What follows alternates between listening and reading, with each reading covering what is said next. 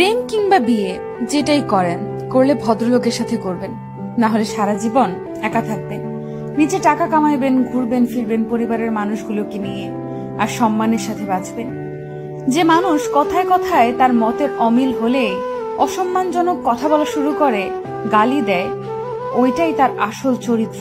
এমন মানুষগুলো খুবই ভয়ানক। যাদের মধ্যে নম্রতা ভদ্রতা আছে, সে গালাগালি করে না বা অসম্মানজনক কথাবার্তা বলে না। এমন মানুষগুলোকে ছাড় দিয়ে যত চলবেন, ভালোবাসা দেখাতে যাবেন, নিজের লস। এরা আপনাকে মানসিক রোগী বানানো ছাড়া কিছুই দিতে পারবে না। এমন সম্পর্ক থেকে যত তাড়াতাড়ি সম্ভব বের হয়ে আসা উচিত। কেউ কারো জন্য মরে না। জীবন নষ্ট করার জন্য একজন অযোগ্য লোককে নিজের জীবনে জায়গা দেওয়াই যথেষ্ট। বারবার নিজের অসম্মান হজম করে নিজেকে না মেরে একেবারে এমন অসুস্থ সম্পর্ক শেষ করে নিজেকে মুক্তি দিয়ে দেখেন, আপনার জীবনে উন্নতি হবেই। একজন সাপোর্টিভ সঙ্গী পাওয়া ভাগ্যের ব্যাপার।